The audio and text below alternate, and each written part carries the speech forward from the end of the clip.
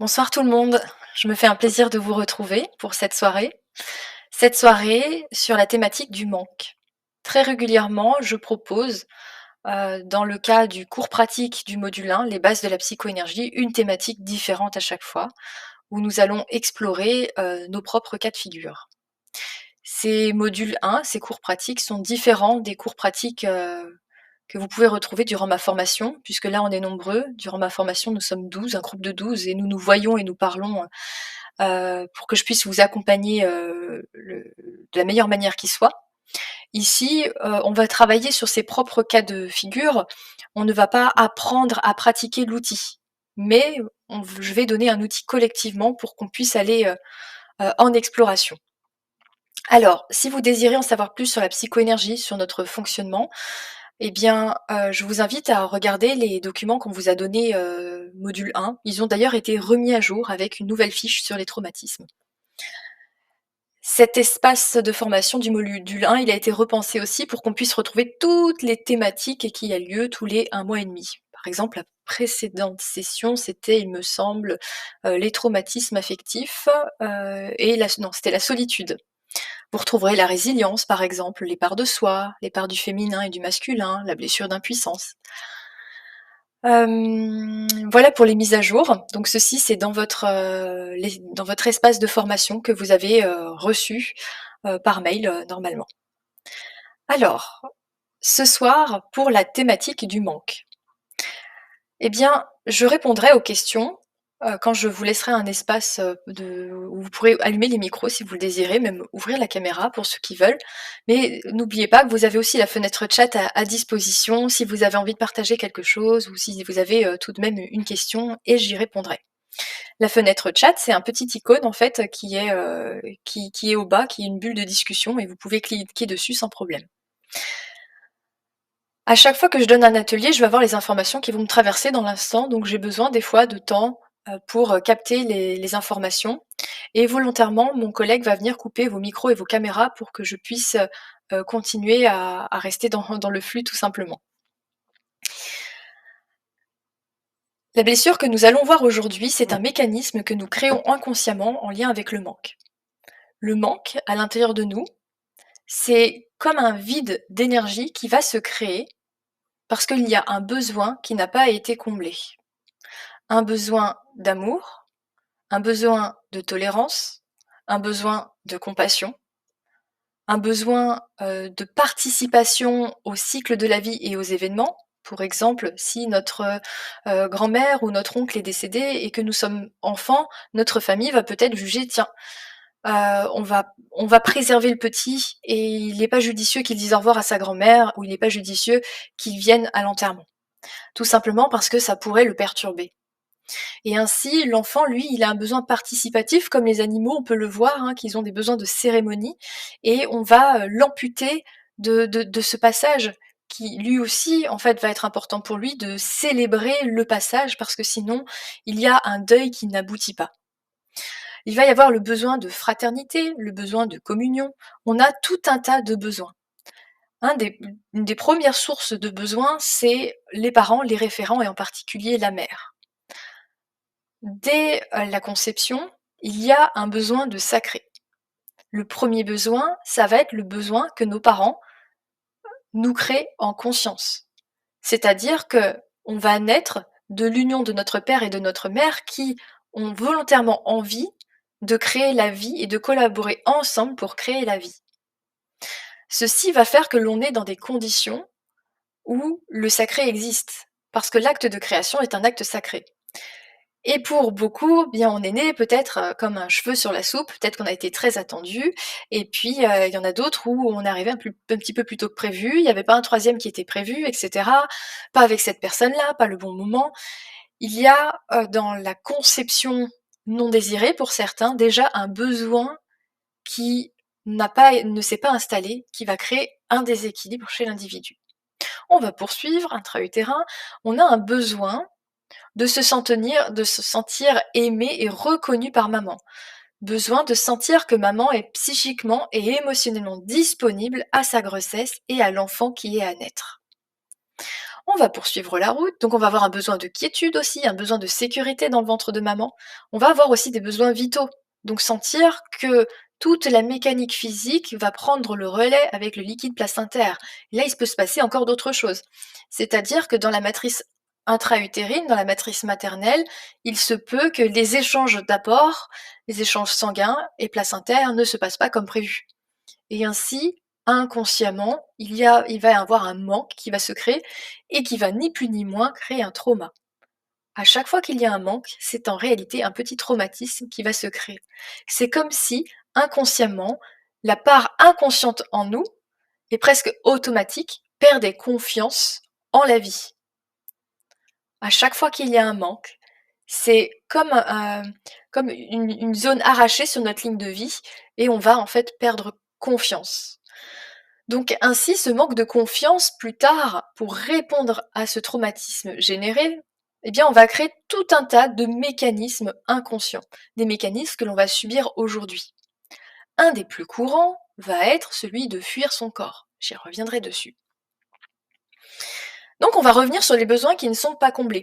Si maman ne se sent pas soutenue dans ses tâches ménagères ou dans la compassion de ce qu'elle vit intra-utérin par le masculin, par notre père, cela va aussi se répercuter sur nous parce que nous sommes aussi l'extension de maman et nous allons vivre ce qu'elle va vivre. Et ainsi, il peut y avoir un manque de soutien, juste parce qu'elle, elle l'a vécu. Ensuite, nous allons créer la fusion avec maman. Nous avons besoin que maman soit presque quasiment psychiquement et émotionnellement disponible à tous nos besoins, puisque nous n'avons pas la faculté, nous, à nous prendre en charge en tant qu'individus. Les manques vont ainsi s'enraciner à l'intérieur de nous, comme si nous ne pouvions pas faire confiance à la vie, que nous ne sommes pas aptes à survivre. Ainsi, nos premières expériences, si dans les 10 minutes qui suivent, on a pleuré et maman n'était pas là pour répondre à nos besoins, il va y avoir un manque profond qui va se créer parce qu'on va se sentir dans une solitude et il va s'inscrire je ne suis pas capable de répondre à mes besoins, il n'y a pas personne qui vient et ça crée une incohérence. Je crois que je vais mourir. Cette incohérence-là, elle va s'inscrire et elle va rester. Et sans s'en rendre compte, adulte, on va se jouer la même musique. Adulte, on n'est pas en train de se dire «Oh, on n'a pas répondu à ma demande, on m'a pas écouté, je vais mourir». On n'est pas en train de se dire ça. Mais ça, c'est inscrit dans notre inconscient. C'est-à-dire que nous, adultes, qu'est-ce qu'on va subir sur le devant de la scène? Sur le devant de la scène, on va avoir un grand besoin de contrôle et si on ne se fait pas entendre dans notre communication, ça peut être au travail aussi, hein, ça peut être que l'on transmet une information et que notre collègue ne l'aperçoit pas de manière fluide ou n'arrive pas à nous comprendre parce que nous n'avons pas le même langage, voire même dans le couple, des fois, nous n'avons pas le même langage. Eh bien, ça va créer une très très grande insécurité, un très grand stress, parce que ça renvoie à ce traumatisme où nous étions nourrissons et que si on ne nous comprend pas, eh bien on va mourir. Pourquoi le nourrisson pourrait se dire ça? Eh bien ça vient du cerveau mammifère et des mémoires mammifères. C'est-à-dire que nous, nourrissons, si pendant 10 minutes on pleure parce que maman n'est pas venue répondre à nos besoins, concrètement on est dans notre berceau, on est en général dans un milieu sécure, on va pas mourir dans les 10 minutes. Mais on est rattaché au cerveau primitif, enfin on est toujours rattaché au cerveau primitif aujourd'hui, mais un des seuls cerveaux à être mature, c'est le cerveau primitif chez l'enfant. Et le nourrisson, lui, il se dit, il n'y a personne pour répondre à mes besoins, donc ça va lui créer un stress. Comme son cerveau limbique, le cerveau émotionnel n'est pas mature pour prendre en charge cette information, il la retransmet au cerveau primitif, qui est le cerveau reptilien. Ce cerveau reptilien, lui, il est archaïque, il fait avec toutes les vieilles mémoires. Et il se dit, tiens, il y a un stress, je vais devoir le gérer en fonction des mémoires et des configurations que je porte. Donc il va comparer ça à la banque de données où nous étions des mammifères, il va se dire, eh bien, si le jeune mammifère n'a pas sa maman qui répond à ses besoins, et qu'il pleure pendant 10 minutes, il est tout seul dans la jungle, eh bien, il va tout simplement mourir, il ne va pas survivre. Et donc ainsi, on va se faire croire inconsciemment que l'on va mourir. Et on ne se rend pas compte que, devenu adulte, il y a réellement un stress de mort derrière le fait qu'on ne se fasse pas comprendre. Ça explique pourquoi on a certaines surréactions avec notre entourage, parce qu'on ne s'est pas fait comprendre. Hein. Ça explique pourquoi on a un grand besoin que l'autre puisse prendre en considération tout ce que l'on est et qu'il puisse nous comprendre même au travers de tous nos filtres. Ça peut aussi nous permettre de comprendre les problèmes de couple ou les problèmes que l'on vit dans l'humanité. Quand on comprend que le fait de ne pas se faire comprendre relève de la survie. Et c'est pourquoi on est autant à cran. Donc, les manques, comme évoqué, là je vous montre juste les manques déjà nourrissons, hein, vont générer des séquelles traumatiques qui, adultes, vont générer des mécanismes et des surréactivités émotionnelles, des problèmes relationnels, des problèmes de stress. Qu'est-ce qui va se passer? Imaginons toujours sur la base du même manque, où enfant, on n'a pas répondu à nos besoins. Eh bien, on va avoir un besoin de tout contrôler parce que qu'est-ce qui va se passer? Le nourrisson se dit: «Ben, tiens, je ne peux pas répondre à mes besoins, je vais mourir» et donc devenu adulte, dès qu'on a la capacité de se prendre en charge, on se dit: «Je ne peux compter que sur moi, j'ai failli mourir nourrisson, il faut que je contrôle absolument tout» et ainsi, dans notre vie, on va essayer de tout gérer, même des fois à la place de l'autre. On va, s'attribuer des responsabilités qui ne sont pas forcément nécessaires. On va vouloir avoir plein de choses sur ligne de mire et sous contrôle et ça va créer un très grand stress et une difficulté à être présent à soi. Ça va créer aussi une hypervigilance, une surréactivité aussi de nos sens, donc une irritabilité. C'est-à-dire que énergétiquement, en coulisses, on va favoriser le fait que on est en train de décoder toutes les informations qu'il y a dans notre environnement. Je parle pas d'un point de vue analytique, je parle d'un point de vue inconscient. Donc de manière analytique, on peut effectivement cogiter à outrance, mais je le dis de manière inconsciente, en fait, on va avoir des capteurs qui vont sans arrêt capter les informations, les énergies des uns, des autres, le voisin qui est rentré chez lui, etc. On va capter tout ça et ça va créer un épuisement. Cet épuisement, cette irritabilité va jouer sur les hormones et va jouer donc sur la dépression, puisque le système, il n'est pas en homéostasie. Et ainsi, on ne va pas comprendre pourquoi on a du mal à lâcher, pourquoi on a du mal à se poser. Pourquoi est-ce que l'on est tout simplement dans cet état d'hypervigilance? Cet état d'hypervigilance n'est ni plus ni moins qu'un stress post-traumatique. On a autant de mal à lâcher parce qu'on est des traumatisés en fait. Et comme vous avez pu voir, il en faut peu. Ensuite, on va poursuivre pour vous montrer que le manque peut avoir plein d'incidences dans notre vie. On n'est pas en train de se dire «Oh là là, j'ai un vide intérieur, je suis en manque». Le manque va effectivement créer un vide intérieur, en particulier en lien avec l'affectif et l'amour.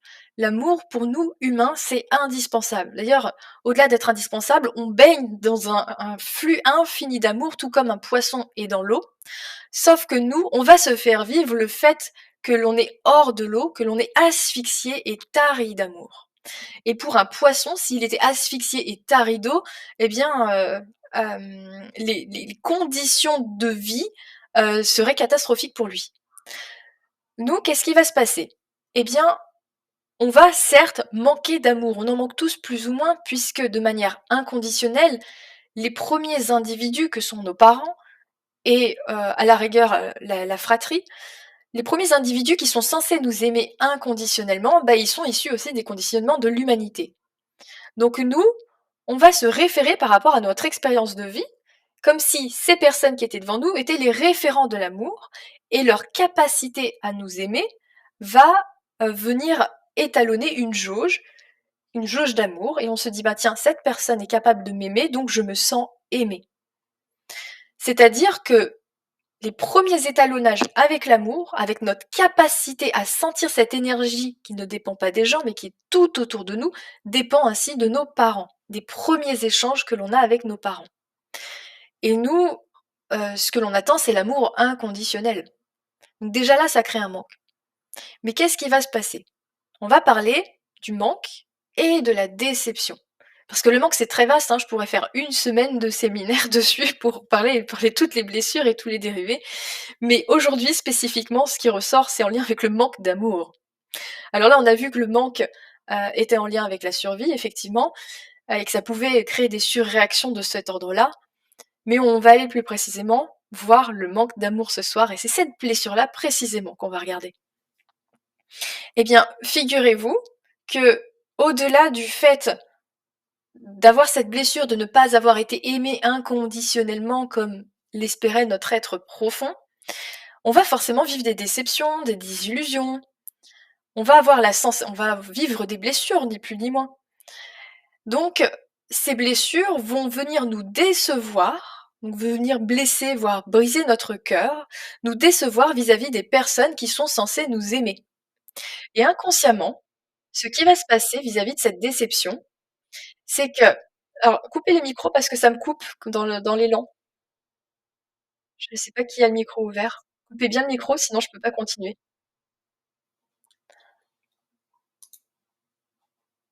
Merci.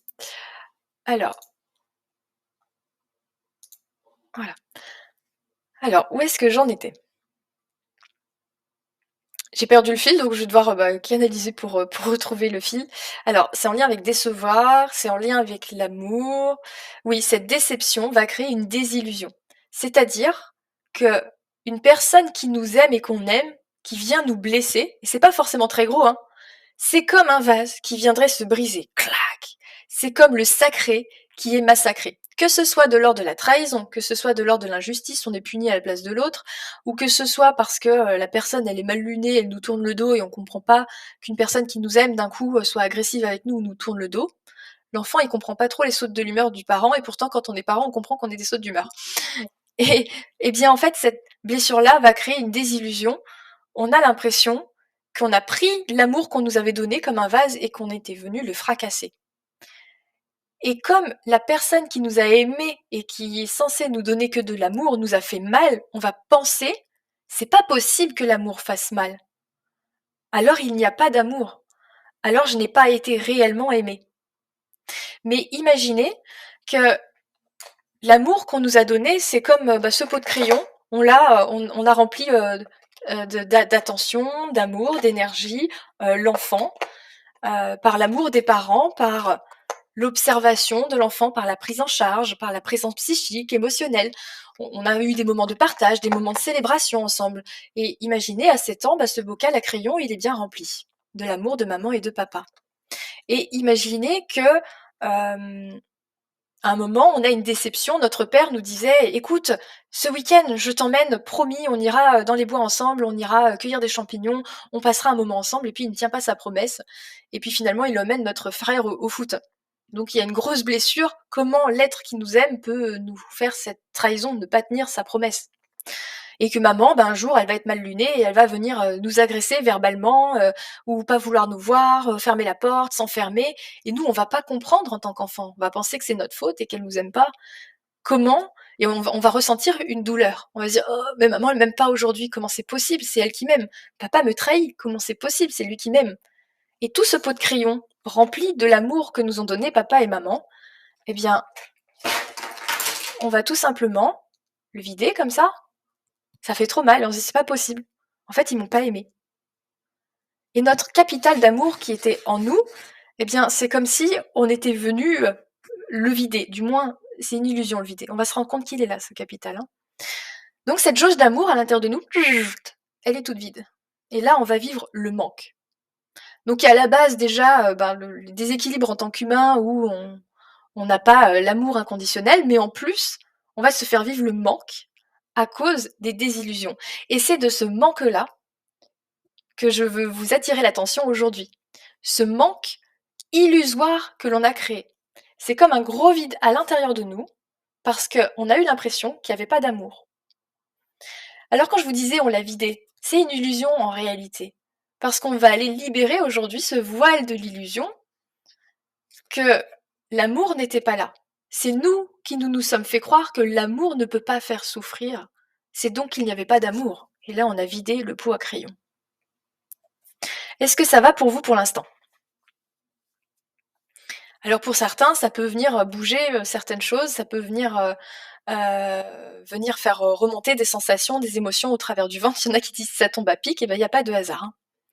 Et il se peut même que vous ne compreniez pas pourquoi vous étiez perturbé émotionnellement, tout simplement parce qu'en coulisses, ça processait. Justement, je vais vous parler du moi subliminal. En psychoénergie, on n'utilise pas que la psychologie consciente avec le mental analytique. En réalité, on n'a limite pas besoin de savoir quel est le traumatisme. Le but, c'est que ce soit notre nous inconscient, c'est-à-dire toute notre part subliminale qui est constituée à la fois de notre âme, de notre ego, de l'enfant intérieur, des mémoires transgénérationnelles, des mémoires portées d'autres vies, des mémoires de l'humanité, des mémoires intra-utérines, et de toutes les parts de nous-mêmes qui sont en train de vivre en chaque instant leurs sentiments, leurs émotions, et de toutes les parts de nous-mêmes qui ont été échafaudées, c'est-à-dire le personnage en réponse à nos traumatismes. Tout ça, on le regroupe, c'est notre moi subliminal. Ce moi subliminal, il va tirer les ficelles en coulisses, et nous, sur le devant de la scène, on va subir des états d'être, des émotions, des pensées, des situations que l'on va attirer. Et nous, sur le devant de la scène, ce n'est que 5%. Notre moi subliminal, c'est 95%. Donc autant dire, on peut vouloir consciemment changer, mais si en coulisses c'est pas prêt, par exemple, nous on dit ah oui mais moi je veux ouvrir mon cœur, hein, mais notre moi subliminal il est là non. Et puis la personne sur le devant de la scène, elle dit mais je comprends pas pourquoi j'arrive pas à ouvrir mon cœur, je fuis, je suis toujours dans une irritabilité, j'arrive pas à être présent, puis ça marche pas, je fais de la méditation, du yoga, je fais des respirations. Bah ouais mais ta part subliminale, si elle ouvre son cœur, elle a l'impression qu'elle va se prendre un coup de couteau comme quand papa il emmenait notre frère au lieu de nous emmener aux champignons et qu'il a totalement oublié qui l'on était, ce qu'il nous avait promis et comme si on n'avait aucune importance. Et maman, du jour au lendemain, avec son air lunatique, elle peut nous bouder, nous rejeter sans raison. Et ça fait trop mal. Si je réouvre mon cœur, je vais souffrir comme ça. Tout ce qui n'est pas pacifié à l'intérieur de vous est toujours vivant en vous. Et donc, c'est toujours vivant, c'est toujours à vif en fait, et on s'en rend pas compte. Parce que nous, bah, du coup, surtout après 35 ans, on va avoir la sensation de vivre notre vie derrière une vitre en fait. Hein. On aura occulté beaucoup de choses malheureusement. Mais tout est vivant en vous. Et la bonne nouvelle, c'est que à cette époque, si papa a préféré notre frère et l'emmener au foot plutôt que nous emmener aux champignons comme promis, et qu'on a cette blessure, imaginons qu'on aurait eu la capacité à l'exprimer déjà. C'est pas dit, hein. Parce que le cerveau émotionnel n'est pas mature, donc on peut vivre un truc et avoir du mal à mettre en mots ou à montrer à quelqu'un que l'on n'est pas bien. Donc si l'adulte ne se rend pas compte à ce moment-là qu'il a blessé son fils et que, imaginons la maman ou les grands-parents, des référents en fait, des proches affectifs de l'enfant, ne se rendent pas compte que l'enfant ne va pas bien et que l'enfant n'exprime pas ce qu'il ressent, et ben ça s'imprime et c'est encore là. Ça se cristallise dans les corps et le moi subliminal est encore en train de vivre ça. Donc en fait, on est encore en coulisses en train de vivre cette situation. Mais si à un moment, il exprime ou il y a quelqu'un qui s'en rend compte et qui dit à l'enfant «Oh, mais viens voir, ça va aller» et qui l'aide à prendre en charge son émotion puisque l'enfant immature n'en a pas la capacité émotionnelle, mais qu'un référent émotionnel, tel qu'un grand-parent, une maman, vient prendre en charge l'émotion de l'enfant en l'écoutant avec compassion ou simplement, de manière subtile, en générant l'énergie du cœur sans s'en rendre compte, eh bien ça ne se cristallise pas. Donc ce qui veut dire qu'aujourd'hui, même si c'est traumatisant quand même, alors vous allez me dire: «Il y a pire comme traumatisme», mais méfiez-vous quand même. Pour un enfant, c'est extrêmement traumatisant, un petit rien comme ça. Parce que lui, ça vient totalement détruire sa conception de l'amour, de lui-même et heu et donc ça s'imprime durablement dans le corps de la même manière que s'il avait vécu quelque chose de très choquant. Alors n'hésitez pas à couper les micros et caméras pour pas que ça me perturbe pendant que je retransmets les informations. Eh bien, ce qui va se passer aujourd'hui, c'est que, au travers de certains outils de la psychoénergie, je vais vous montrer qu'on peut en fait facilement accéder à ce qu'il y a derrière la vitre, notre moi subliminal. On peut facilement faire remonter sur le devant de la scène au travers de différents outils que je vais vous expliquer, ces parts de nous qui sont enfouies dans l'inconscient. Coupez les micros et caméras s'il vous plaît parce que du coup, voilà, ça a même chanté ma caméra. OK. Alors je reprends. Donc, on va voir aujourd'hui qu'on a la capacité d'interagir avec ces parts de nous et ne pas les subir, les comprendre, les mettre au devant de la scène. Mais au-delà de les comprendre, c'est de venir les prendre en charge parce qu'elles sont toujours vivantes en nous. Ça n'a pas été pris en charge dans le passé, mais on peut très bien le faire maintenant. De toute façon, le temps n'existe pas. Tout est vivant en nous. Et ainsi, vous allez voir qu'on a la capacité, en tant qu'adulte et référent émotionnel aujourd'hui, d'être notre propre parent et de venir prendre en charge cette part blessée. Cette part qui est venue vider le pot à crayon et qui est venue se faire croire qu'il n'y avait pas d'amour. Qu'est-ce qui va se passer? Le but est que l'enfant puisse assimiler: OK, il y avait de l'amour. J'enlève l'illusion que j'ai mis, le voile de l'illusion. J'ai mis un voile d'illusion comme quoi qu'il n'y avait pas d'amour. Parce qu'en réalité, ça me faisait trop mal. Et j'étais impuissant face à cette blessure. C'est-à-dire que ce voile d'illusion qui nous faisait croire que le pot à crayon était vide d'amour. Vous savez, cette jauge d'amour qui avait été remplie. Ce voile d'illusion est un stratagème, un mécanisme de défense qu'a trouvé l'enfant. Du moins l'ego qui se met bien en place vers les 7 ans. Cet ego, en tout cas le personnage, hein, c'est là où se crée la personnalité et c'est là qu'on commence à avoir des mécanismes inconscients qui ne sont ni plus ni moins que des facettes de l'ego. Donc cet ego va nous faire croire, dur comme fer, pour nous protéger, qu'il n'y avait pas d'amour. Parce que s'il y avait de l'amour, il faut accepter qu'on est impuissant de se laisser aimer et de souffrir. Donc l'ego, lui, ce n'est pas une grande puissance qui nous force à vivre ce que l'on ne veut pas vivre. S'il a fait ça, il y avait une raison. Et si on subit encore ça, il y a une raison. Mais cependant, si on vient prendre en charge émotionnellement l'enfant comme on va le faire, qu'on demande du coup à l'ego de lever le voile de l'illusion que en fait il y avait de l'amour puisqu'on n'est plus en train de souffrir, eh bien ça va nous permettre d'un coup, immédiatement, de retrouver tout notre pécule. Et d'un coup d'assimiler qu'en fait on est aimé et qu'on a toujours été aimé. Et ça vient ainsi guérir une grosse blessure de manque. Petit rappel, ce pécule d'amour que l'on a ressenti enfant va définir directement notre capacité à sentir le flux d'amour. Le fait qu'on a ressenti de l'amour, eh bien, ça va nous permettre plus tard de ressentir le propre amour qui circule entre les uns et les autres, dans la vie en général et de nous à nous. Ça va directement définir notre capacité à nous laisser aimer par nous. Notre capacité à nous laisser aimer par les autres aussi. Parce qu'on peut aimer quelqu'un, mais se laisser aimer par la personne, ça peut être plus dur. Parce que notre pot à crayon, l'ego voulait qu'il reste vide. Sinon, on peut ressouffrir comme enfant parce qu'on était impuissant, parce qu'on n'était pas mature émotionnellement, le cœur n'était pas mature émotionnellement. Et ainsi, il s'était vécu comme un véritable tsunami et on ne savait pas comment faire face à ça. Mais sachez que votre cœur est tout aussi vulnérable qu'il est puissant. Et que votre cœur a la capacité, au cas où ça devait se présenter, de souffrir, tout comme il a la capacité immédiate de guérir. C'est en ça. Accepter l'impuissance du cœur, c'est accepter sa respiration. C'est accepter à la fois le fait qu'il peut être blessé, mais à la fois sa part de résilience. Et ça va de pair. Enfant, nous n'avons pas pu bénéficier de sa résilience parce que nous n'étions pas matures. Mais aujourd'hui, c'est différent. Et ainsi, ce que je vous propose ce soir, c'est d'accepter cette impuissance, d'avoir souffert autrefois, d'avoir souffert enfant, pour accepter cette puissance du cœur qui est la résilience. Ni plus ni moins, qui est une part ressource en vous. Cette part ressource, nous allons la rencontrer. Cette part ressource en vous, c'est la part ressource de votre cœur. C'est comme un petit personnage, si vous voulez, une part de votre âme, une de vos facultés. Cette faculté de vous réparer à chaque fois que vous êtes blessé. Nous allons la rencontrer. Rencontrer cette part ressource va permettre à l'ego de se dire « Ok, je vois que tu n'as plus besoin du voile de l'illusion qui te faisait croire que cette jauge d'amour était vide.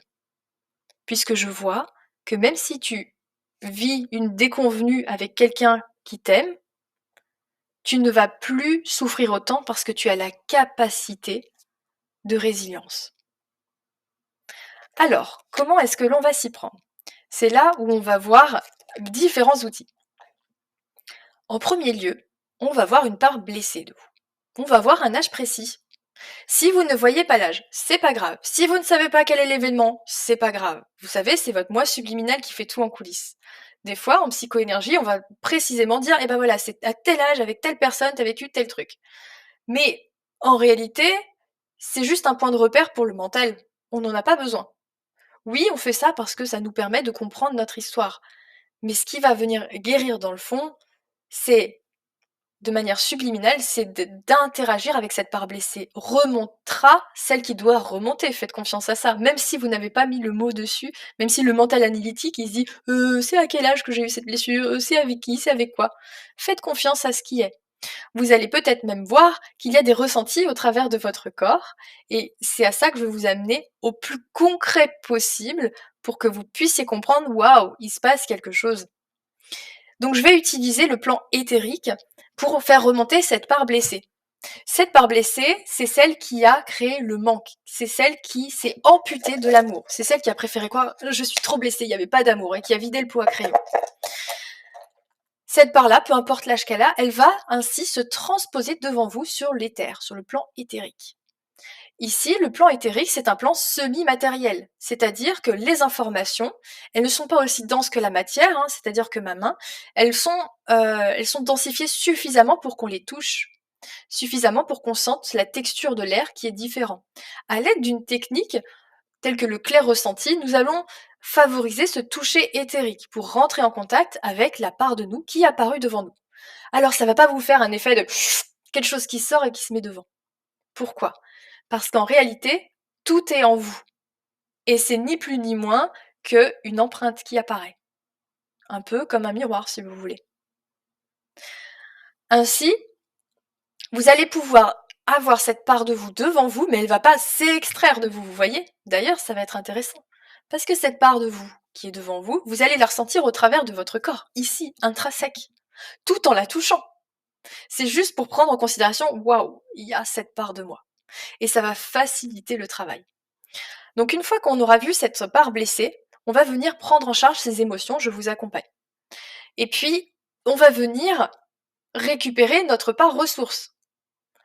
C'est-à-dire que vous allez être attentif, toujours sur le plan éthérique, on va faire apparaître cette faculté de vous qui va prendre la meilleure forme qui soit sur le plan éthérique. Alors certains y verront comme une immense aura, comme une âme lumineuse, d'autres y verront une sphère, peu importe, en réalité ça n'a pas vraiment de forme. En réalité, on n'a pas vraiment de forme, hein, je vous le dis, on voit ce qu'on est sur la matière, mais on n'est pas que ça. Donc ça peut prendre effectivement sur le plan éthérique une certaine forme particulière. C'est une part de vous, c'est une part de votre âme. Et ainsi, on va reconnecter cet enfant à votre ressource. Pour montrer qu'aujourd'hui, voilà, j'ai cette faculté-là qui est en moi. Ça va permettre au personnage, l'ego, de lâcher son mécanisme de défense. Le personnage en nous qui s'est créé et qui maintient le voile de l'illusion. Non, t'as pas été aimé. Non, non, ça c'était pas de l'amour. Et qui du coup va créer le manque.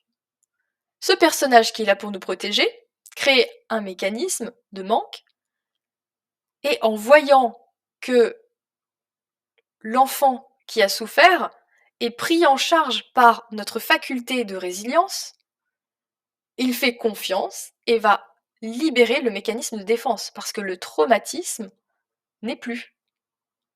Au-delà que le traumatisme ne soit plus, eh bien, il y a aussi une différence. Nous assimilons, tiens, j'ai changé, je ne suis plus un enfant de 7 ans. Je suis ça aussi. Je suis l'être qui a la capacité de venir guérir mes blessures, de prendre en charge l'enfant que je suis. Donc, j'accepte l'amour. J'accepte que quelqu'un qui m'aime, qui me donne de l'amour, puisse me faire souffrir, puisque j'ai la capacité de guérir. Et c'est toute cette mécanique-là qui va se passer. Ce qu'on va faire aujourd'hui, ça va processer peut-être des jours durant. Parce que oui, vous en avez peut-être vécu beaucoup des blessures du type que je vous disais, avec papa, le frère, la mère, etc. Et ainsi, il y a peut-être beaucoup d'émotions qui vont transiter par votre cœur, par votre corps.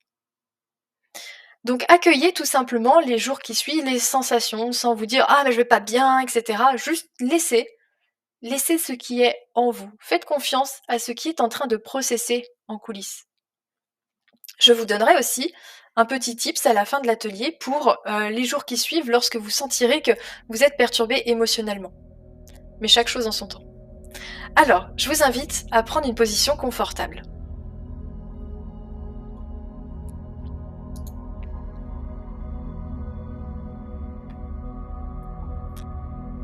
Vous allez garder les yeux fermés.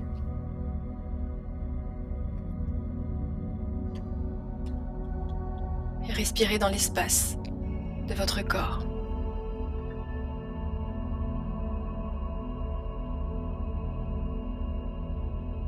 Juste pour être présent.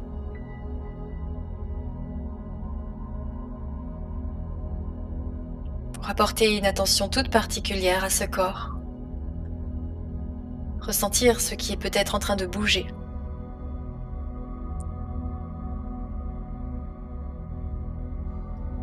Je vous invite à retourner vos mains, paumes vers le haut, et les poser.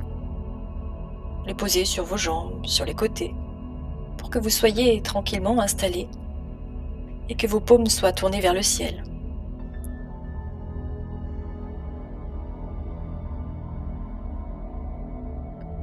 Je vais demander à votre part subliminale, à chacun, celle de l'enfant, de se placer sur le plan éthérique, juste devant vous.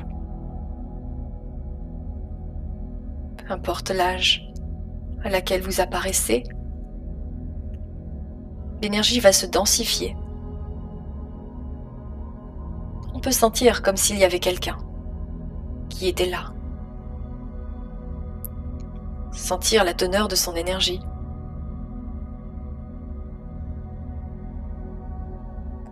Et cet enfant va venir poser ses mains dans les vôtres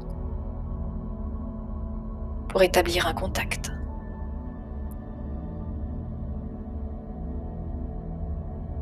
Ressentez cela.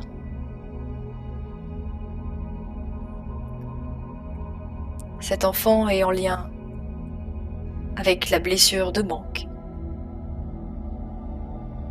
à l'origine de cette blessure.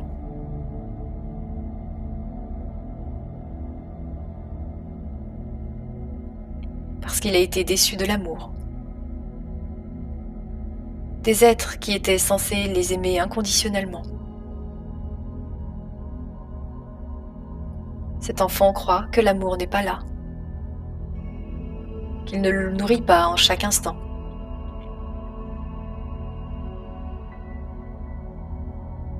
Ressentez cela au travers de votre corps.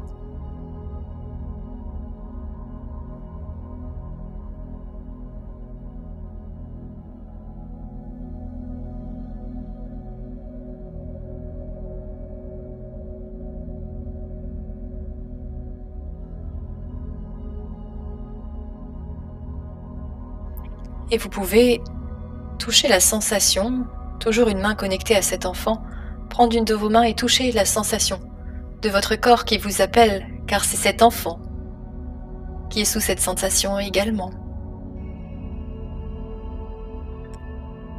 Et vous pouvez lui parler, toujours intimement présent avec cette sensation que vous touchez. Je suis là.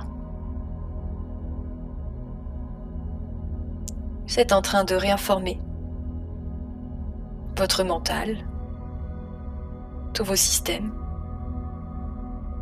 et cette part blessée, que vous avez pris en considération l'état émotionnel et psychique de l'enfant.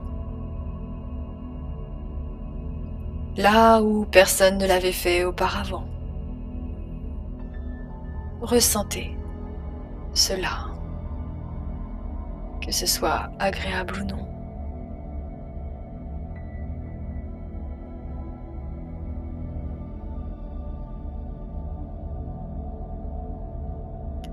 On va accueillir à présent une autre partie de vous-même, une partie de vos facultés, une partie de votre âme. La part de vous qui a cette force de résilience dans le cœur. Celle qui a la capacité d'aimer et se renouveler constamment. Elle va prendre place juste à côté de cet enfant. Vous allez pouvoir retendre votre autre main, paume vers le haut, la poser, ne plus toucher votre corps. Et cette part de vous va toucher cette main. Une main pour cette part ressource, une main pour l'enfant blessé. Ressentez cela. Ressentez que l'ambiance face à vous est différente. Comme si un être lumineux était là.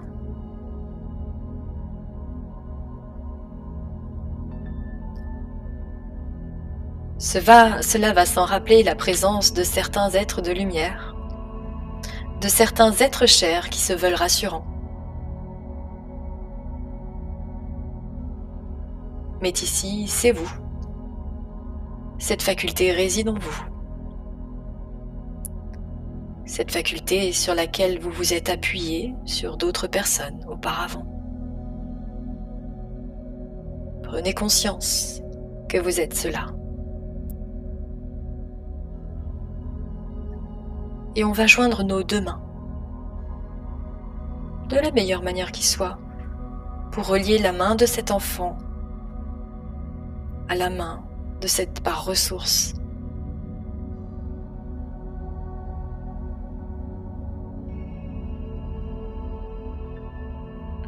Ressentez ce qui se passe, ce qui est en train de s'harmoniser, de s'alléger. L'enfant prend conscience qu'il peut être pris en charge en chaque instant.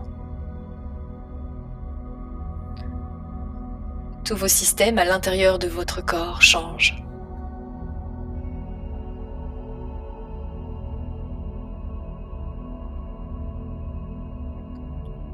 Le mental peut lâcher son fonctionnement.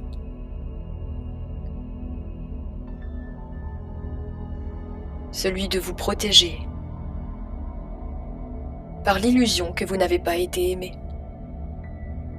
par l'illusion que l'amour n'était pas là. Ressentez cela. Soyez juste présent à ce qui se passe dans votre corps.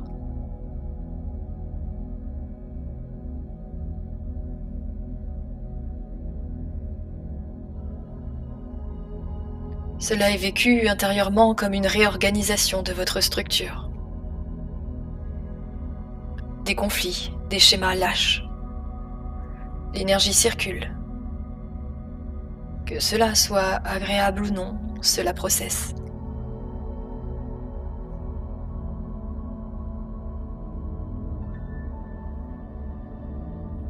Ressentez cela.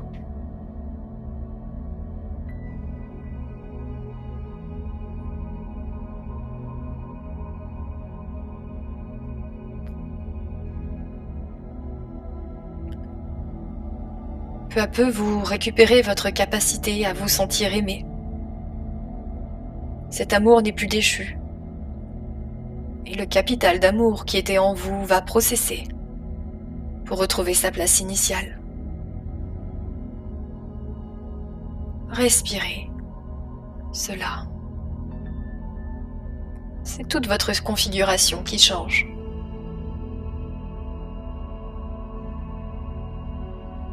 Venant guérir peu à peu les jours qui suivent, les mois peut-être durant, ces blessures de manque, qui aujourd'hui peuvent être comblées par la capacité à se sentir aimé, par la capacité à se prendre en charge émotionnellement.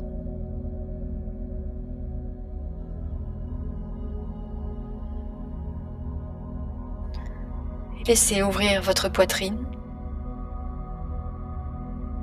à l'amour qui veut prendre place de plus en plus.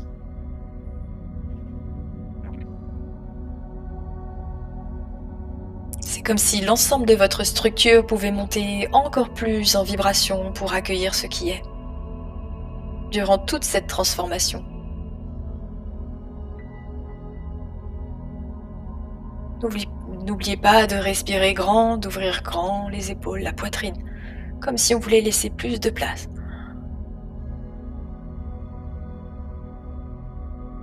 L'enfant va naturellement disparaître du plan éthérique.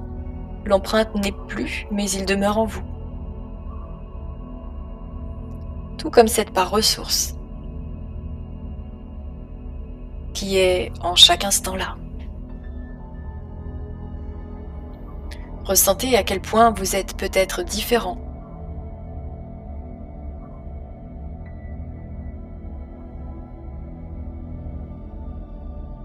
Et lorsque vous sentirez des remontées émotionnelles, il vous suffira de poser votre main dans la zone ressentie, car votre enfant est là.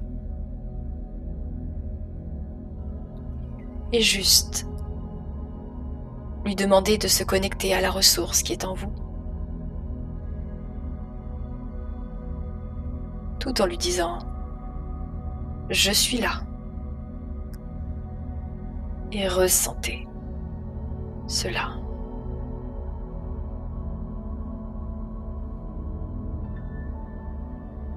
Naturellement, la connexion va se faire et la part blessée retrouve le chemin, tout en étant rassurée par votre présence psychique et émotionnelle.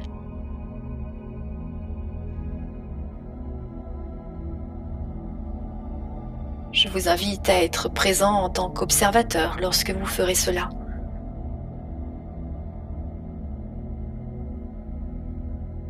À observer votre corps car vous permettez à cette action de se créer dans votre réalité.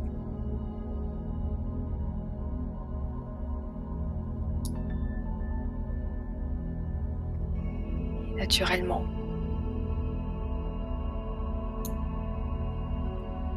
peu à peu,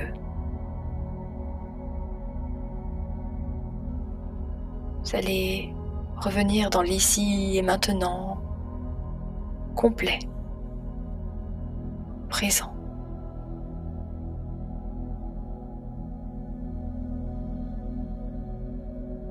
Et juste prendre conscience de la pièce qui vous entoure.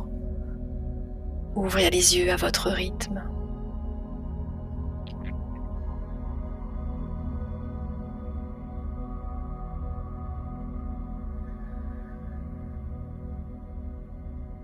Voilà. Prenez votre temps.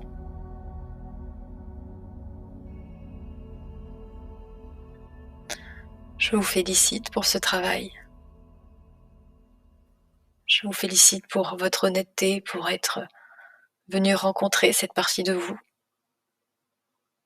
À mesure que vous cultivez la connexion à la part blessée, juste par la sensation dans le corps, sans vous dire, c'est à 8 ans, je ressens de la douleur et de la peine, et ça c'est de la culpabilité parce que machin m'a dit que, et ça me renvoie durant l'enfance, on s'en fout.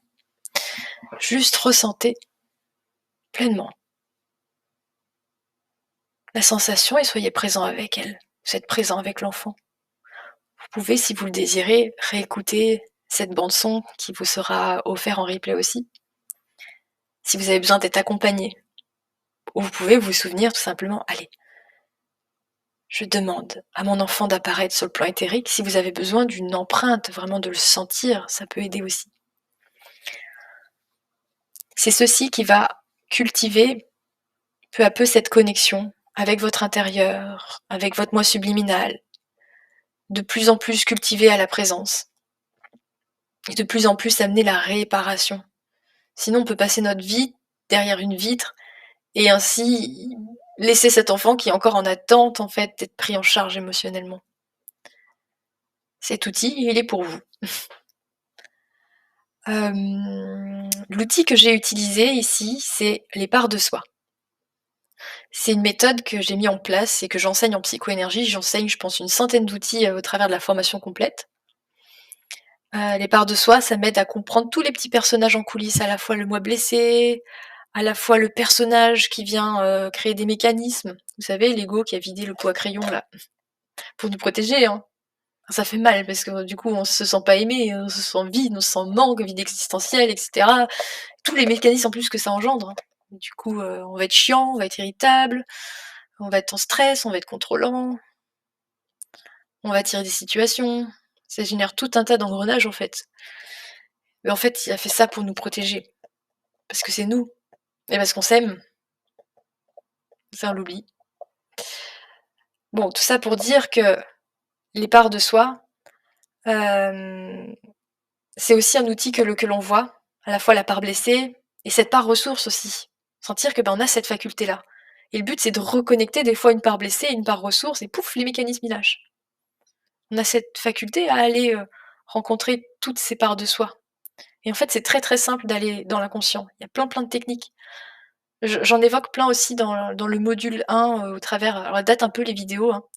J'étais jeune à l'époque. Elle date un petit peu, mais c'est le contenu est là, c'est très parlant en fait. J'explique comment on peut ralentir ces ondes cérébrales et pourquoi les ralentir et comment on peut guérir justement en accédant à l'inconscient. Donc il y a toute cette théorie qui est aussi accessible et ce qu'on voit aussi dans la formation complète, c'est les soins holographiques. C'est ce qu'on vient faire, c'est interagir directement avec une part de nous-mêmes dans cet espace-temps-là. On est venu aussi utiliser le clair ressenti, c'est-à-dire le ressentir avec nos mains. Alors c'est bien plus vaste que ça, le clair ressenti, parce que grâce à ce toucher éthérique, on va pouvoir toucher des informations qui sont invisibles à nos yeux, tout comme des points d'énergie négatifs dans notre lieu, les mesurer, savoir ah là c'est une énergie positive, ah c'est une énergie négative, jusqu'à mesurer l'énergie dans nos aliments, jusqu'à venir vérifier aussi une information si elle est positive, négative, rentrer en contact avec les guides aussi, établir un dialogue par, tout un protocole qui est mis en place grâce à ce toucher en fait éthérique. Ça c'est le clair ressenti et ça a lieu, demain matin. Donc il y a encore des places disponibles si vous désirez. Je vous mets les liens ici pour le clair ressenti. Il y a le ressenti subtil. Le ressenti subtil, c'est la capacité à aller dans notre inconscient et décoder les informations. Par exemple, on l'a fait aussi en partie quand on interagissait avec l'enfant. Vous avez peut-être vu, entendu, ressenti des choses. Le ressenti subtil va nous permettre de comprendre ce que dit cet enfant, de comprendre, ce qui nous a blessés, ce qui nous a fait mal, de comprendre peut-être, quel centre d'énergie a besoin d'être pris en charge. Le ressenti subtil nous permet de décoder toutes les informations invisibles. Par exemple, on a nos guides, les animaux totems, ils vont nous envoyer des messages et on a besoin de les interpréter de la meilleure manière qui soit. C'est ni plus ni moins qu'entretenir la médiumnité, un dialogue avec tout l'invisible. Et c'est aussi comprendre, bah, quelle problématique, a la personne qui vient nous demander de l'aider aussi. J'utilise beaucoup le ressenti subtil pour décoder la mécanique profonde des individus et c'est aussi ce ressenti subtil qui me permet de comprendre, ben, ce qu'on vient de faire aujourd'hui. Ah bah tiens, le manque, ça vient de là parce qu'on a vidé le pot à crayon, et c'est comme ça que je vais avoir des informations aussi, au cours de l'atelier. À force d'utiliser ce ressenti subtil, sans le mental, je vais avoir, les infos qui me viennent, et les enseignements qui vont aller avec, en fait. Donc ça, c'est le ressenti subtil et on a fait, toute une journée demain pour ces 2 formations-là. Demain, c'est la pratique, mais il y a toute la partie théorie avec tout un tas d'entraînements, de fiches pratiques aussi, pour, vraiment, déployer ces capacités-là et d'interagir pleinement avec l'invisible. La pratique, c'est 6h30 demain, mais il y a, 6 heures de théorie qui peuvent effectivement être effectuées après. Et il y a la formation complète de psycho-énergie aussi, où j'enseigne toute la méthode, avec, bah, presque une centaine d'outils effectivement. Cette formation, c'est à la fois, un tremplin pour soi. Il y a différents cursus, hein, il y a juste l'aspect bioénergie, juste l'aspect psychoénergie. Bioénergie, c'est tout équilibrage du corps. Psychoénergie, c'est aller voir les blessures en profondeur, les libérer. Et il y a la formation complète qui est le pack des 2. C'est un cursus où on va se transformer soi. On va travailler sur nos propres cas concrets, en plus de travailler sur celui des autres. Parce que les groupes, de 12 personnes maximum, avec les binômes qui vont se créer, vont permettre cela. Et on est, plusieurs à vous accompagner dans ce process.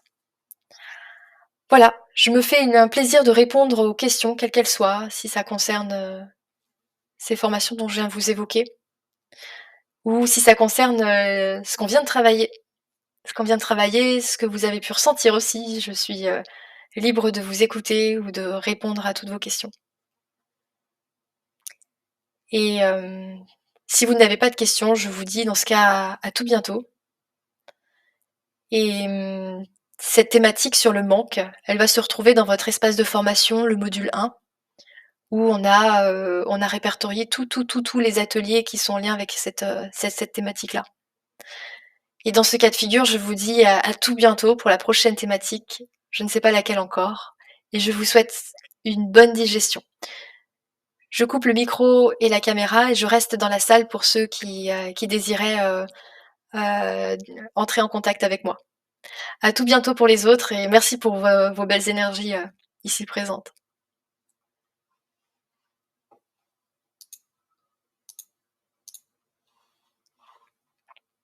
Oui, Céline? J'ai vu que tu avais allumé ton micro, tu voulais me parler?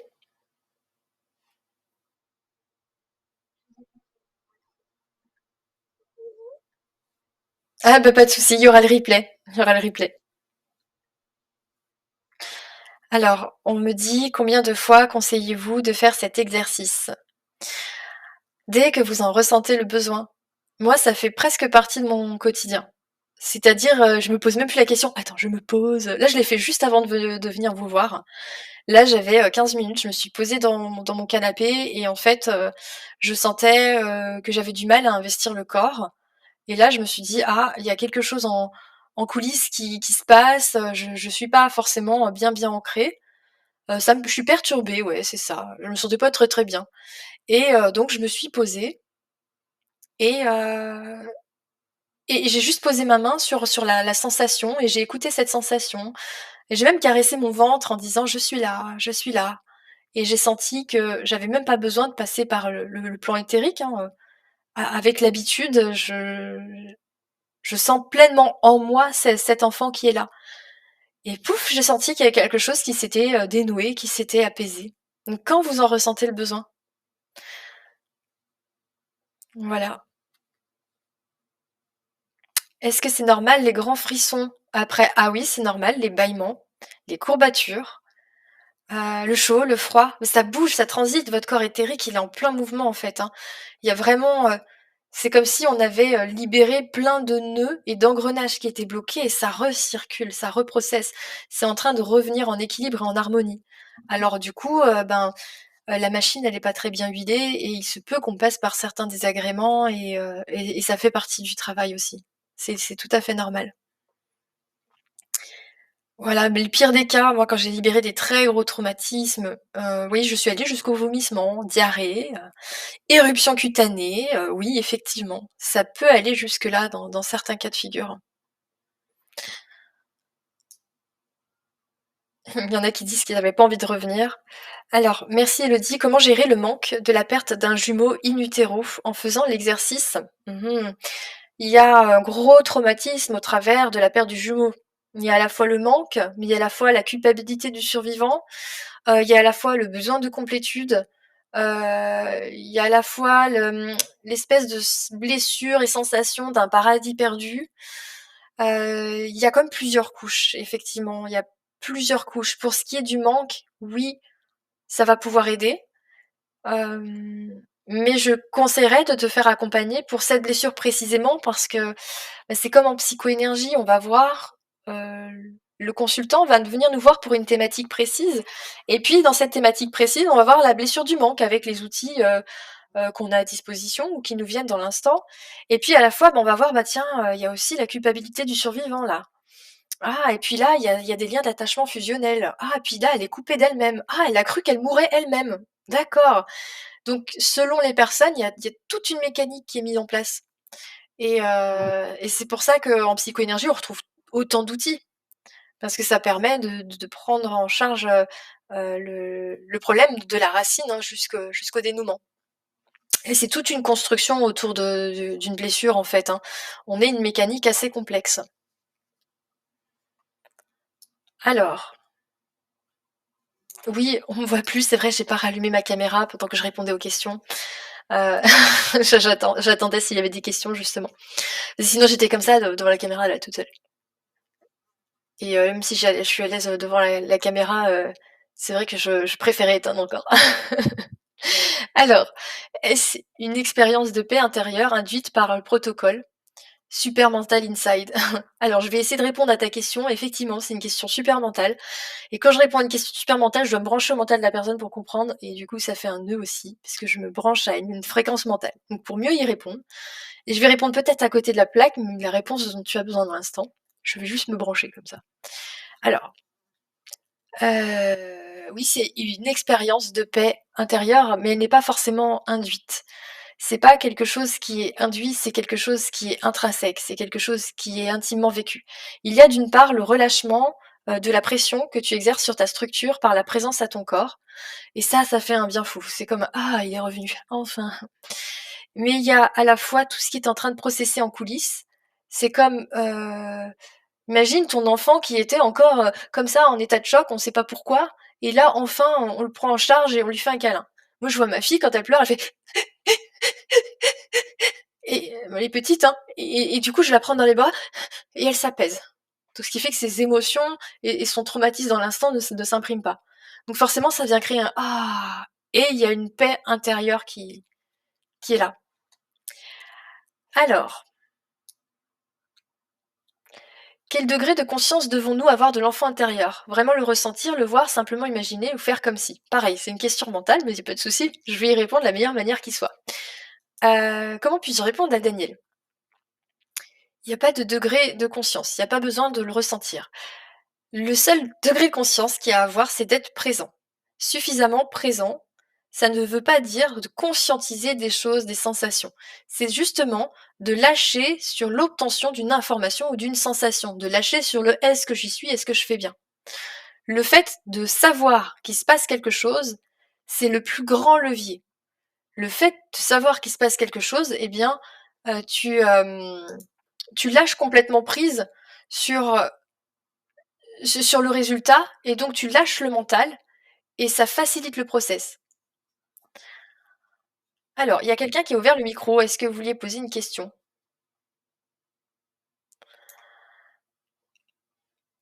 Alors, est-ce qu'on peut utiliser je réponds aux questions encore.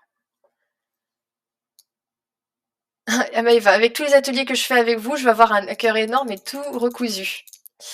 Alors, Monica, est-ce qu'on peut utiliser ce procédé pour l'impression de ne pas exister, d'être spectateur de sa vie? L'impression de ne pas exister, d'être spectateur de sa vie, c'est comme pour Franceline tout à l'heure avec l'histoire du jumeau perdu, ça peut prendre racine sur beaucoup de choses. Oui, effectivement, ça va aider parce qu'il y a certainement une partie de toi qui est en attente d'être pris en charge, mais il y a peut-être plein d'autres mécanismes par-dessus. Je vous conseille de se faire accompagner parce que le fait d'être spectateur de ta vie, ça peut être plein de choses. Ça peut être, une fuite d'incarnation, la peur de souffrance, la survie. Ça peut être, le fait de ne pas se sentir adapté dans le monde, ça peut prendre racine sur plein d'autres choses et en fonction de toutes ces problématiques, la psychoénergie a l'outil adapté pour ça et pour la personne, en fait. C'est pour ça, c'est comme si on avait, tout un tas de grimoires et on se dit: «OK, là, il y a ça, alors on va réceptionner les informations grâce au ressenti subtil, que je vous ai partagé ici et aussi je mets du clair ressenti, parce que le clair ressenti va aussi me donner une information, grâce, je vais mesurer les énergies, donc savoir à la date précise à laquelle intervenir. Hem, la psychoénergie va regarder, effectivement, oui, là, ça vient à 8 ans, il y a telle chose qui est vécue et à partir de ce qui a été vécu, c'est une fuite d'incarnation parce que la personne ne s'est pas sentie, adaptée à son environnement et donc en danger. Et donc, il y a une fuite d'incarnation et ce qui fait qu'elle est dans la sphère de l'esprit et en étant dans la sphère de l'esprit, eh bien, elle est comme dissociée, hein, de son corps et elle a l'impression de pas être sur le devant de la scène. Je donne un exemple comme ça.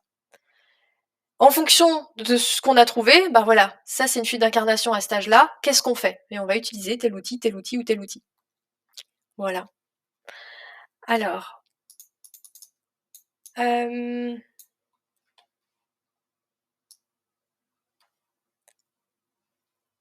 J'avais des visages de personnes que je connais qui venaient à moi. Oui, effectivement, parce que en étant connecté à ton inconscient, il y a peut-être, ben, des mémoires qui sont en train de circuler sans trop s'y attacher. Quand on veut des choses comme ça, faut pas trop s'y attacher. Des fois, on a des déclics, mais pas trop se prendre la tête à y mettre de mental. Alors c'était ça, parce que ça, parce que ça. Faites confiance à ce qui processe en coulisses. Plus vous faites confiance et plus ça va, avec fluidité, processer. Notre âme a-t-elle choisi de vivre ses blessures? Apparemment oui. Apparemment oui, hein. Elle a choisi, mais elle les subit quand même, hein, dans le sens, heu, j'ai fait certains voyages au travers des états de conscience profonds et j'avais, la sensation d'être sur le plan de conscience de mon âme et je voyais que mon âme avait quand même, alors en étant que mon âme, c'était plus facile, il y avait moins le mental, mais en étant que mon âme, il y avait quand même des blessures. Il y avait quand même, une limitation, en fait, hein. Je me sentais, j'étais pas un être de lumière complètement éveillé en étant l'âme et je sentais que, j'avais fait des choix pour m'aider à transcender et des blessures plus profondes que je ne pensais et que c'est pourquoi j'avais fait des choix de vie. Et là, je le sentais consciemment. C'est là vraiment que je me suis rendu compte qu'effectivement, en tant qu'âme, on fait des choix de se faire vivre certaines situations. Mais même aujourd'hui, je me dis: «Ah, si j'étais pas passée par là, mais j'en serais pas là aujourd'hui. Mais ça serait à refaire, je refais». Enfin bon, je veux pas revivre le même truc non plus, mais voilà, je comprends. Alors, est-ce que ça libère les peurs qui appartiennent aux parents? Ma naissance a été traumatique car ma mère a eu très peur de me perdre. Sa voisine de chambre venait de perdre son bébé. Ouh oui, ah bah oui, là c'est. Alors, en plus, ta mère, elle devait porter des mémoires et c'est. Ah oui, ça c'est intéressant en psychoénergie, on voit ça. Il y a une mémoire passive, donc c'est-à-dire vous la portez de l'humanité, de vos précédentes vies, du transgénérationnel, donc elle est en dormance, elle est là. Puis d'un coup, il y a quelque chose qui vient réveiller le traumatisme. Ben, on a la souffrance d'une femme qui vient de perdre son bébé. Et nous, imaginons, bah, c'est peut-être notre mère qui a perdu un bébé et le traumatisme était là. Donc cette souffrance-là, elle vient réveiller la mémoire s'enclenche et c'est presque comme si on avait vécu la mémoire qu'on portait. Et on se rend pas compte. Et donc ça vient créer tout un tas de déséquilibres, parce qu'imaginons, eh ben, à 23 ans, on a la souffrance d'avoir perdu un bébé alors qu'on n'a pas perdu un bébé. Qu'est-ce qu'on va faire? Ah ben, on va avoir un petit personnage qui va venir, qui va se dire: «Bah, t'inquiète pas, on va venir, fermer ton cœur, comme ça tu souffriras moins, d'accord? Oui, tu seras plus dans le mental, oui, tu seras plus dissocié de toi, mais au moins tu souffriras moins. Parce que là, faut pas qu'on revive ça, d'accord? Alors qu'on l'a pas vécu». Mais la mémoire passive était en dormance. Alors, donc on peut aussi, nous, en tant qu'enfants, surtout nourrissons ou intra-utérins, on va porter la peur. Parce qu'on est l'extension de maman un peu. On est en fusion avec elle et tout son corps émotionnel est fusionné au nôtre. Donc on fait pas la différence entre c'est elle qui le vit ou c'est moi qui le vis. Et donc, cet outil-là, oui, il permettrait de prendre en charge effectivement l'enfant qui a peur et qui a besoin d'être pris en charge en fait dans son émotion dans l'instant. Ça pourrait être adapté. Après, il y a peut-être encore d'autres engrenages, hein. Il y a peut-être une, mémoire transgénérationnelle à visiter, il y a peut-être tout un tas d'échafaudages aussi autour de la blessure. Mais si tu en sens l'appel, oui. Alors, c'est drôle, entre le module sur la mort et celui du manque, je ressens le vide et l'apaisement. Je sens mon mental avide qui cherche vite à remplir avec les anciens schémas. Alors je vais essayer de répondre, à ce que tu me dis, même si je comprends. Oui, alors oui, hein, hein, merci. En fait, Heu, vous allez ressentir du vide et de l'apaisement et puis le mental, ça va être un peu comme si, il avait plus rien à faire, il y a un nouveau vide et en fait, vous allez le sentir, il va être comme ça. Puis il va venir vous prendre la tête pour un rien, en fait. Donc il est normal d'avoir une recrudescence du mental lorsque on est dans un processus de transformation et de digestion.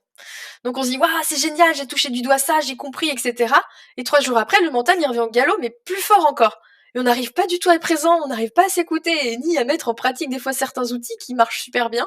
Pendant ces 2 jours, c'est l'horreur totale. Faites confiance. Laissez-le s'agiter, lâchez, de ne pas réussir à lâcher. Lâcher de ne pas réussir à lâcher empêche de créer une contraction, une énergie de contraction qui fait que le mental est encore plus puissant. Lâcher, de ne pas réussir à lâcher. Au bout de 2-3 jours, ça va arriver. Faites du sport, on me dit. Bougez votre corps dans ce cas de figure. Parce que c'est normal qu'il y ait une recrudescence du mental. Bougez votre corps, ça va le calmer. Il y a tout un process chimique au travers de vos neurotransmetteurs qui font que les fluides circulent et que, et que tout vient se réapaiser lorsque le mental, il est encore plus sur le devant de la scène. Est-ce que ce type de guérison peut se ressentir par nos enfants, notre entourage énergétiquement parlant? Oui, je me souviendrai toujours de ma mère qui, pourtant elle était pas ouverte à ça. Quand je suis, retournée la voir, ça faisait 3 mois que je l'avais pas vue.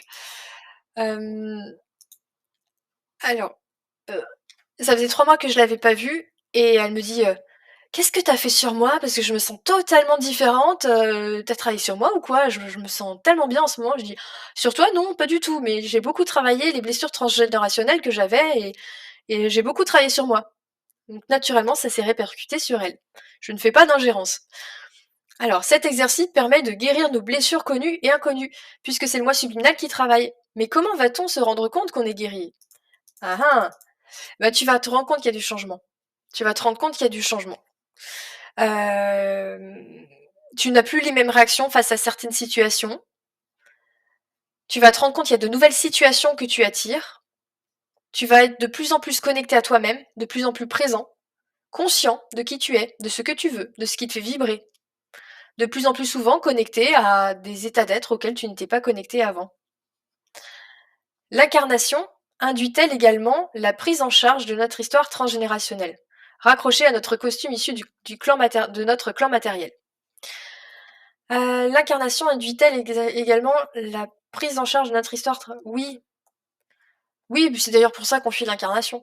C'est pour ça, parce que c'est tellement lourd, surtout dans certaines lignées, alors des fois plus que d'autres, mais c'est tellement lourd que quand on s'incarne, eh ben, on se sent un peu plus encombré et on se sent moins libre et étouffé. Et donc on va créer une fuite d'incarnation, or on n'est pas du tout libre parce qu'on n'est pas du tout présent. Et c'est justement en étant présent à l'incarnation qu'on peut parfaitement intégrer notre histoire.